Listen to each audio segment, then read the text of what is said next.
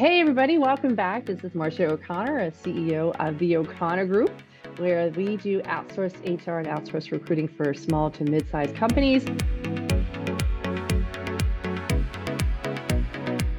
Today's guest is no other than Chris Schalleur. He is the CEO of Christo IT. Been doing it for 24 years. He is basically the subject matter expert in the area.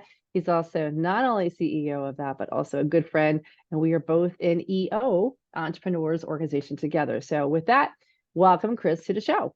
Thank you for having me. Great to talk to you. My pleasure. And as you know, Top 3 is where we basically help entrepreneurs basically learn about secrets and their mistakes to get where they're at. And obviously something's working. You've been doing this for 24 years. So let's go back and find out, how'd you get started? Why did you want to be a CEO and why in the IT world? I grew up in an entrepreneur house. So my dad started his own business out of the small bedroom at the top of the stairs when I was growing up, and I grew up in that environment. He was a CPA, founded his own firm and public accounting here in Philadelphia, and ran that firm for nearly 40 years. And I grew up in that house, so be quiet when dad's on the phone or clients came over to pick up their tax returns and stuff like that. And I always really, the particular piece I liked about it was that his clients came and listened to what he, how he advised them, and it was acting as that, that trusted advisor role. So I think that's really what rang true for me, and I always had a hankering or predilection for computers and married the two together. So that was kind of how I got the original start. So you were listening intently as a kid to basically how it all works. Yep. Yeah. And my mom worked for my dad for most of my childhood, and really just really got embedded in it. Like visited their offices and find a place, especially tax season and stuff like that. Find a place, quiet corner over there and do your homework while mom and dad are running the office, kind of thing. And his firm grew to be, 30, 40 people and stuff like that, and grew over the years. And I saw that progression, and it works for dad. And why couldn't it work for me, kind of idea. So I always saw the path, even though I was in a different profession and everything like that. But the trusted advisor thing, and giving people an honest advice and directing them where you think that they should go, and sometimes they listen to you and sometimes they don't. But that really founded me from the beginning as far as my foundation. Good for you. Now, when you started your own business, what did your father say to you? Pure account. Watch your accounts receivable. Watch your AR. Don't let somebody walk you out the gangplank too far. True accounting advice. But just stay true to your course. Stay true to who you are. Be careful of who you're hiring. That they're going to represent you. They're wearing your label on your shirt, and make sure that they're also part of the trusted circle, and they're part of they're giving advice the same, and they're acting under your name. So make sure that everything is true to form as that is concerned as well. Yeah, it's interesting. That's a good comment then. And then after you got your very first client, what did he say? Well, you're in it to win it now. It was something. It's when I first, because I did moonlighting for a year or two, just kind of figuring out things, kind of idea, and then when Jen, my wife, and I hey, I'm gonna try doing this full time. It was all right. You're in it to win it now, because if you're standing beside people and you're walking along the path with them, you got to keep going. So Yep. you can't just decide to flake and do a 90-degree turn or anything like that. Part of being a trusted advisor is making sure that when people look over their shoulder, they see you right beside them. I couldn't agree more with you. Absolutely. But it is a journey. I mean, it's been Oh 24 yeah. years. And obviously, if I say to you, okay, what's your top three in regards to like mistakes? I'm sure you have more than three, but if you had to rank them to the top, what would you say?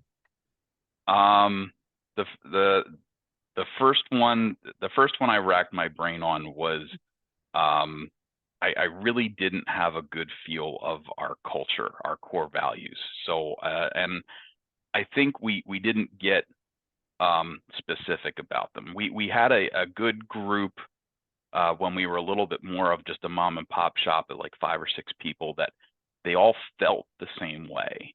And we got, some people came and some people left and stuff like that. It it was always there under the surface, but we really didn't use we have, our 5 core values. We didn't really use them though in who we hire. We didn't as part of the interviewing process, we weren't, putting them up on, in neon lights as far as this is who we are. And if this doesn't ring true to you, this might not be the best place for you. And I really wish we had done the way back machine and gotten a hold of that, 10, 15 years earlier than when we started really using it. Yeah. That would have been awesome. That it really would have saved us a lot of pain, and even more from the employee standpoint, but also client standpoint. That there are some clients out there that they don't ring true with our core values, and we would have been better off knowing that earlier on in the game as well, as far as just interviewing people for becoming partners of ours. So how long in the process did you finally come up with core values? We've had them in place now for probably about 10, 12 years, where Okay. but the first half of our journey, like I said, we had them, but we didn't articulate them. We didn't advertise them. We didn't they weren't part of our sales process. They weren't part of our new employee process. We didn't Yeah. train on them at all, and it really would have made things a lot easier. Yeah. So what advice would you give to an entrepreneur that's out there under 10 years and just saying, how would you get started? Not so much the fact that you should have core values, but it's not just about that. It's like, how did you get started to even start thinking it and putting that in play? It's a great. I like that question because I'm an overthinker. I'm sure you are probably as well. You get into the nuances and how would this sound and how would this and and you don't overthink it. You probably an entrepreneur, even if somebody's only been in it for a couple of years, you probably have stories. You probably have stories that you experienced or one of your employees experienced that were like either positively or negatively, like that's who we are. Like the guy staying after hours to do X, Y, and Z to really take care of the client to make sure that this happened. And it doesn't necessarily mean overtime or this or that, the other thing, but the attention to detail or for us, one of our huge core values is own it. Because what we do, we're in IT, so we're the help desk, we're the cybersecurity guys, we're protecting people's data, and you really have to own it. Like when somebody hands you something to do, Yeah. sometimes it's their really important pieces of information, or it's something critical to them to how they do business. We really have to own it, and having guys who take that gravitas, that this is important, this is not some flick of the switch kind of thing, and owning it. That so the early entrepreneur or somebody who's just getting started or first couple of years, go start with the stories. Start with something that really rings true to either who you are or negatively. We're never going to do that again. That's a lesson learned, and invert it to whatever it is and use those stories to start to come up with your own core values. Yeah, it's interesting. And people are like, well, can you change them? I'm like, well, not really. Like you really have to stay true to them. If you can't, I always suggest not having more than 10 but I would say in even areas like probably between 5 and 7. We have four. Yeah. But it took a lot of stickies on a wall, and we went through, and then we categorized like this falls under this falls under this, and we finally came up with the four that really fit us. And then we started doing all these like memes with it and all too, but it took a while. It wasn't overnight, and we already had, I would say I was probably about 7 years into the Yeah. company before we had core values, because you don't really know who you are first 3 years because it's constantly changing. But it is something that you should probably talk to about. And there's a lot of YouTube you can follow up on. There's a lot of people want to, be that coach for you as well. And it's whatever you can afford. We didn't have a coach. We basically did a lot of stickies. We Yep. covered a big whiteboard and we just categorized them, and it came down to our four, which we still have today. Um, that we utilize. We have a mascot now too for it, but it's That's interesting to see where awesome. it all goes. Yeah, it's pretty cool. We have a purple squirrel called Cece, and the purple squirrel in the recruiting world actually is like a very hard position to fill for. So it's actually a technical term. So Ashley found the crocheted purple squirrels on Etsy. And now that Cece will go on vacation with our team members when they go on vacation. So we actually have a site called Cece, but the idea is that collaboration, execution, curiosity, and integrity. So they memorize four core values. And it works actually really well, but it's really funny because this squirrel has gone on more vacations my entire lifetime. So, and it get to see all their travels abroad. So it's pretty cool. But But we it bought three. personifies it. It does. It does. And Yeah. people really get into it and they're like, where the heck is CC now? And we make a big lot of fun out of it and all too, but people don't forget our four core values because of it. So it's pretty cool. Yep. You know, don't have to That is spend a lot of awesome. money to do that, which is really neat. How about that's one area. What about a few others? Like I wanted to get three in there, just mistakes or things that you've been like, crap, I wish I had known that sooner. Um, Probably one of the biggest ones that we did was it turned into a positive eventually, but we did a couple of acquisitions back in Mm, 2009. And oh, we don't have enough time to go over all of the lessons learned that came out of that, but I bet. very, very quickly we next to doubled in size. Wow. And we thought we had our act together, Marcia. Holy cow! The as I tell people, the wheels came off with fire and brimstone, and oh man, we ran into the wall. We didn't even slow down. The wall didn't even slow us down. We ran into the wall so hard and so fast. And um, the the lessons learned out of it was the the process, the procedures that you have kind of half-hearted, maybe maybe it's not quite written down, or it's more like checklisty, but not really, and this. And um as soon as you stress test that in any way, shape, or form, either expansion or maybe you have a problem, or that's when the process and procedures really get vetted out, and we didn't have them vetted out. We just didn't. So um if you're if all of your rules go out the window when the stress hits the when the stress hits the organization, you're not really following them. And that was probably, I mean, I'm really overly summarizing about 2 years of pain. Yeah. But that it was really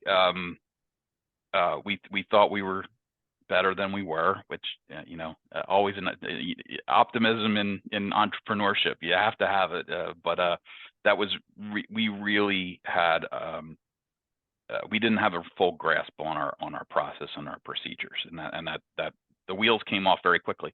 Now, on a positive end of it, we came up with a scorecarding mechanism out of that pain. So we were really able to finally turn to our team and truly scorecard what good looks like. Hmm. And we developed the scorecarding system, and that really helped crystallize, like, we're going over here, but we got really into, to use my industry term, we really got into the ones and zeros in IT world, as far as this is exactly what good looks like, and we were able to process that and kind of get it really, really clean. And that permeated throughout the whole organization. So we eventually got a lot better than we were, but we kind of had to eat dirt for a little while there to get us to where we needed to be.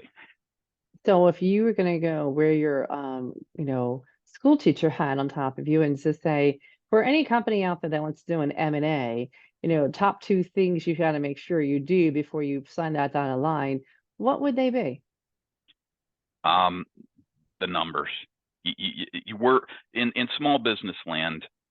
This is a really overly arching summary statement, but in small business land, we're all small enough that you can get into each individual client that you are purchasing.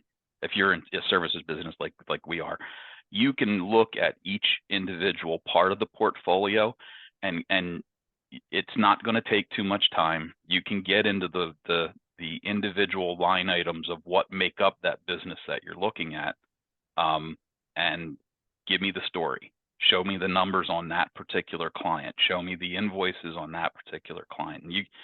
And you could roll that all up into an overarching valuation and all that fun stuff. But you can get down into each individual client. Don't peanut butter. You're going to peanut butter a problem if you try and spread something out like that. That would be number one. And number two is really know your terms. This doesn't make my top three, but their terms, one of the companies that we bought, their terms were invoice on the first of the month. And we didn't think of, well, when do people pay? So they had, well, we invoice them on the first of the month and they pay 30, 45, 60. And our whole company was, we invoice them 15 days before the start of the month so that they pay on the first of the month. So we had a major monstrosity cash flow problem on like day 3. We were like, well, where's all the money? Where's all the money?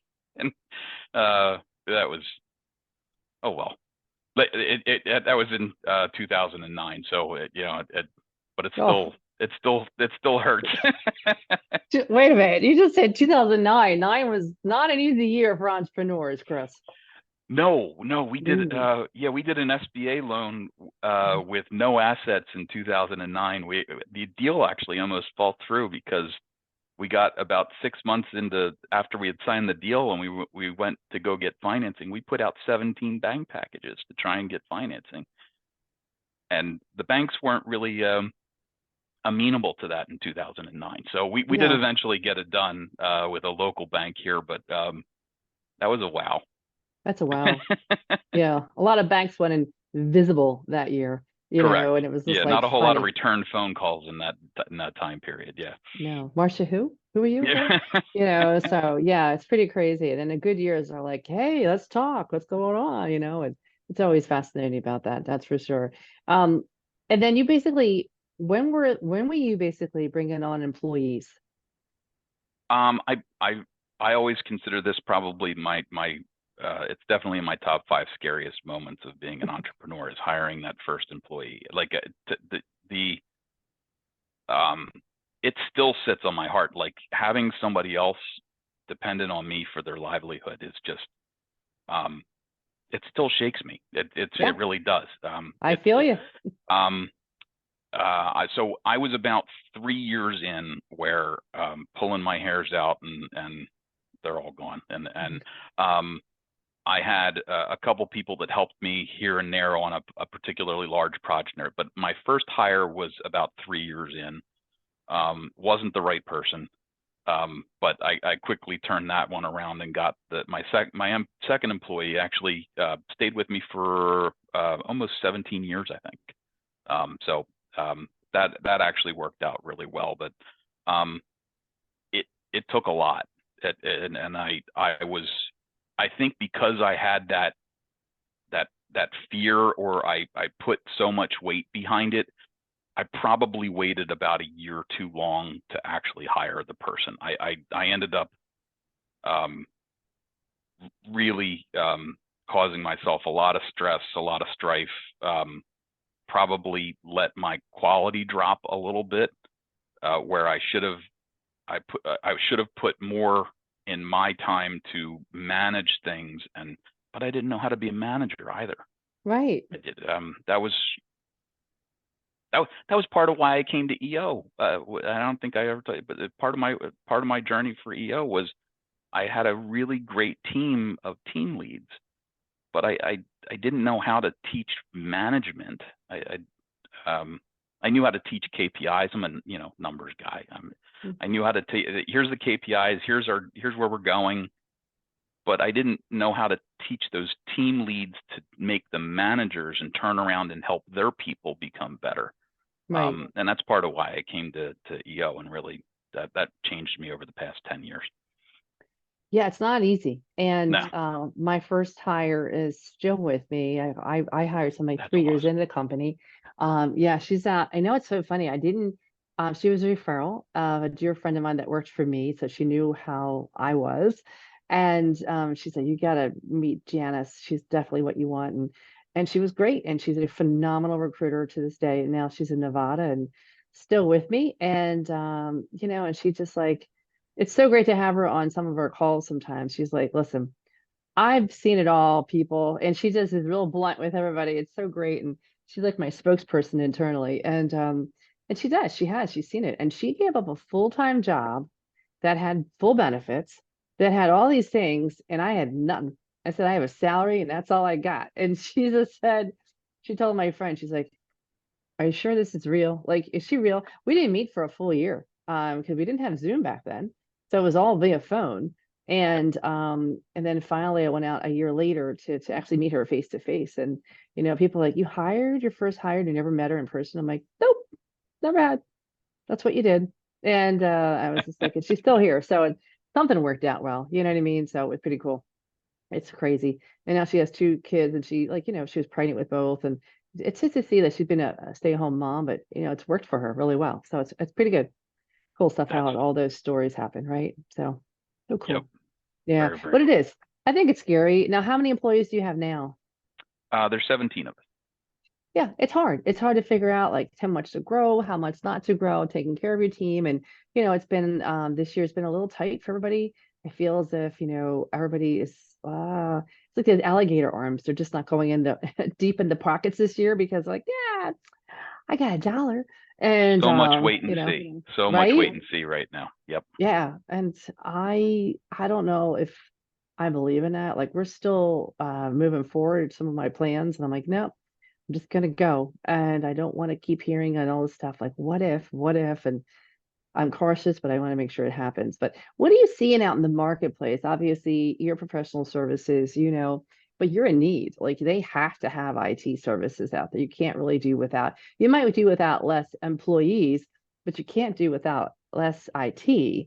What are some of the trends that you're starting to see now? We're getting the efficiency call.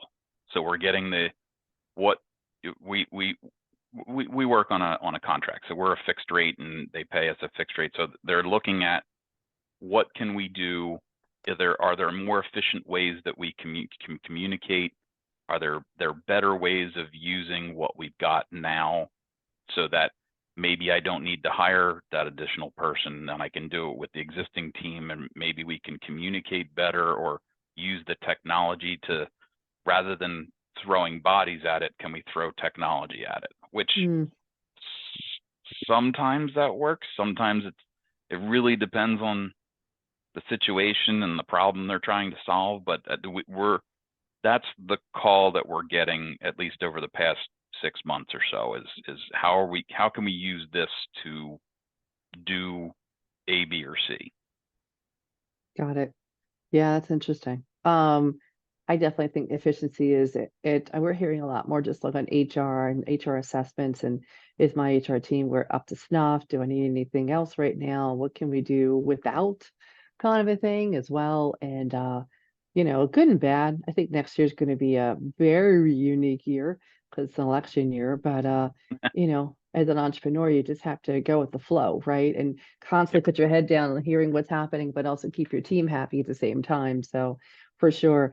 Um, in regards to, the IT services, and I'm sure when you first started out, IT was a lot different than it is today. Oh If you're God, yeah. working with an entrepreneur, It's so funny. It wasn't until I went through Goldman Sachs 10,000 small businesses that after that, and I went through the operations course, that I literally put on my goal chart. One of my top three things was to look for an outsourced IT provider.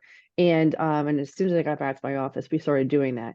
And I have a decent one, but I gotta tell you, I don't think entrepreneurs understand the value of having a good one in your back pocket. How do you walk an entrepreneur through that to let them know, like, don't be like so chimpy on that. Make sure that you invest in it, but you don't have to invest in everything. What's the basics that they should know about? That's a great question. So yeah, it has changed so much. We have clients that have been with us for 20 plus years who when they started, their IT was, well, we had a computer over in the corner hooked up to a dial-up line that would connect to our AOL, America Online, and grab our email every 15 minutes. Like that was sexy. Yeah, I could. And now we're at a point where I literally can't do my production without the system, the email, the communication, where all of my data is, et cetera, et cetera. So it's really transformed.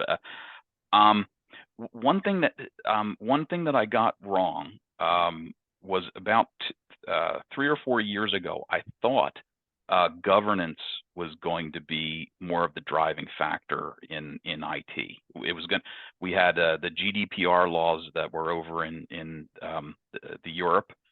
We had DFS 500 laws that were happening up in the New York region for how to protect PII, personal identifiable information, and PHI.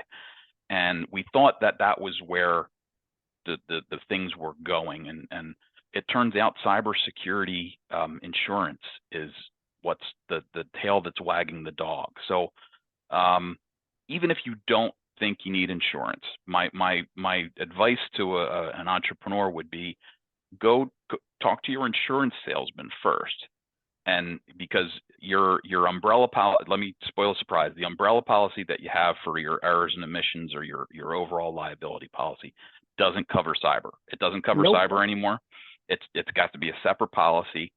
And ask your agent, just show me the application for the policy. You don't even have to fill it out or turn it in or anything like that. On that application, and I think we're up to 19 or 20 different applications that we help our clients with. On that application is going to give you what the insurance companies are looking for. One, you might not even qualify for insurance if you don't do some of these things. And two, your premiums are probably going to be through the roof if you don't do a couple of other things on there as well. But that would be an unbiased first conversation to have. And then if you're going to go talk to some IT people, happy to have that conversation. You can then go to them and say, how do I make sure that I'm in doing what my insurance company is asking me to do so that I'm protected? And then it kind of starts the conversation with an RFP or an RFQ kind of idea you can then talk to some vendors out there to say, make sure that I'm okay. And then what would it cost me to do this? It'll at least get the conversation started. That's probably the best way of doing it. We offer the christoit.com/cyber checkup. So that we offer, a 1 hour sit down with somebody to kind of go through what does this involve. That's something that's really changed over the past couple of years. Yeah, it's pretty amazing. I don't think people realize that half the time, and they get so afraid of it, but definitely shop it out there for cybersecurity insurance too, because it's still like it's expensive, but not as expensive as I think if you don't have it down the road, it's going to be even higher. So get in the ground Yep. floor running kind of a deal, but ask away questions, you know what I mean, just to make sure that you're covered because the amount of problems I have clients that oh my God, and the ransomware and stuff like that happening right now, really, it's hitting home pretty quickly. So it's really quite sad. And I never realized this too, Chris. Like if you with cybersecurity, like, and I didn't realize this too, like, you should really know who your closest FBI agent is in your area. Who knew? Yep. But if that happens with cybersecurity, that's one of the first people you're going to call.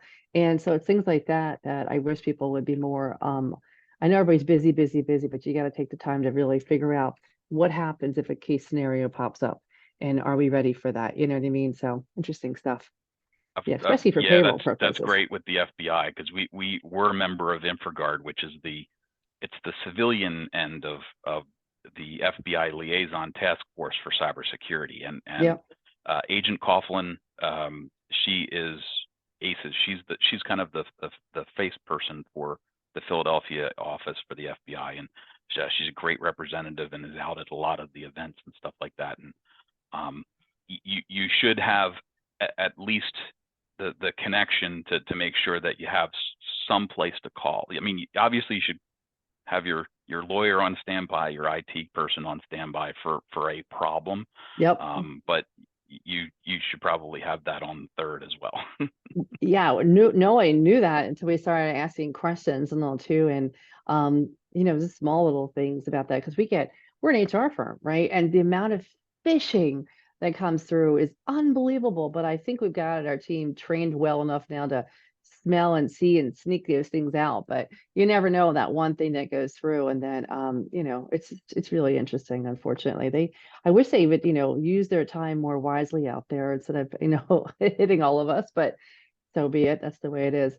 What That about changed about did it? 10 15 years ago. It's not kids fooling around anymore. It's now business, and that I think that that's probably been the biggest shift in my world as far as it's now a counter business to Yeah. everything in there. It's not pushing the limits or some kid trying to figure out what can I do with this or anything like that. It's now just a numbers game and dollars. Oh, it's amazing. It really blows my mind away. So what's next for IT? Where do you think the whole IT industry is going with what you do? Um, so obviously the cloud has been a thing for a number of years. COVID really accelerated that for us. Oh yeah. Tremendously so. I would never ever want to go through that again, Marcia. I mean, we take care of about 3,000 people, and in the course of about 3 or 4 weeks, just a huge shout out to my team because typically we have maybe 20-25% of our clients before COVID that were salespeople or people that worked outside the office or roaming people out and about kind of thing. And in the course of about 30 days, we made 100% of the people out and about. And do you have any laptops? No, we don't have any laptops. So let's figure out how do we get 3,000 people to work remotely that weren't working remotely before. So Right. never would want to go through that again. So, but to answer your question though, I think really taking hold of that as not just it's not just an I need to do this because we can't work in the office anymore, but people Hmm. really recognizing it as a tool now of being able to have you have people that you're hiring everywhere now. You're expanding and not being confined by that physical space anymore has really opened up businesses, entrepreneurs to thinking, hey, I could have people across the world if I needed to. Allowing that expansion to get that resource and to be able to offer that to my employees as well as that flexibility has really become I think we're almost 65-70% of our clients are fully clouded now, and it's Wow. really become it's become the mainstay. Yeah, I believe that. I think it's the only concern is the fact that where it gets all hosted by, because I think that's a huge scare. People don't realize that I would say of that is what hosted by Amazon Web Services, right? That's a lot of it, and people don't realize that. And that's some of the big players out there too. So it's figuring out that's great that it's on the web, everybody has access to it. But if that goes down, what's your game plan of action? And I think Yep. people don't necessarily take the time to think about that until it happens, you know? Just in case break glass. What's your plan B? Yeah. So interesting stuff. Um, Let me tell you, what do you think the best advice that you would have for that entrepreneur that under 5 years is still trying to figure things out, trying to get things moving? What's the best advice you would have for someone that level? Um, your numbers, really understanding your finances. I mean,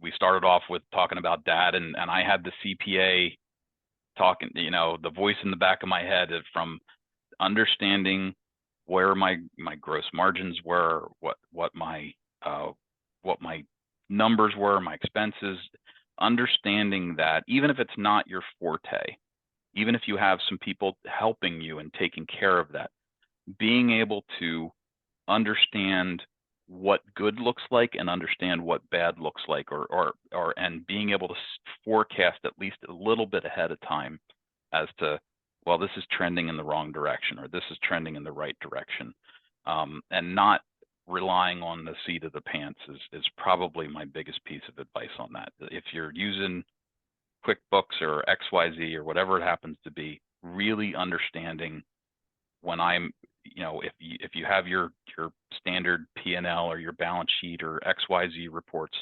understand that these 2 or 3 numbers that you're looking at on sometimes an hourly basis or a daily basis, really knowing what story they're telling you before you run into the problem, before you get into crisis mode.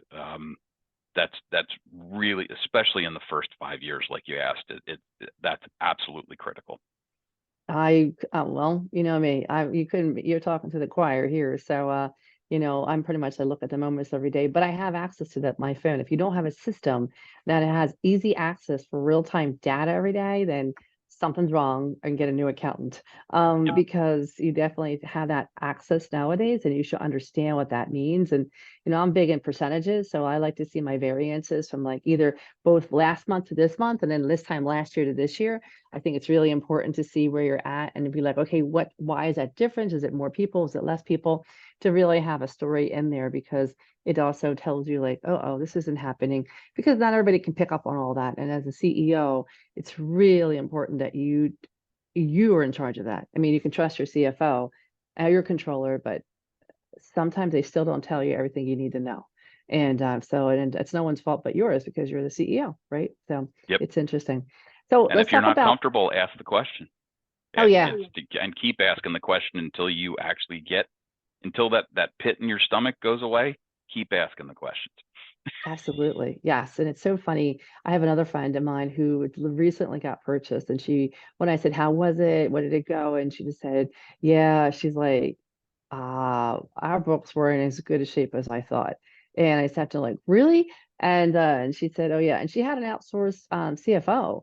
And she said it still wasn't where it needed to be. And I said, that's a shame, because I think it holds up people's evaluations as well, with that. And it's just it's a shame that people don't do that. But I think it's people get scared of numbers. I think get scared of taxes too, so it's a Yeah. shame, but definitely know your numbers, I think, for sure. Let's talk about Chris. I know that you are a busy family man, and Jen definitely keeps you busy. But what do you do for fun, Chris?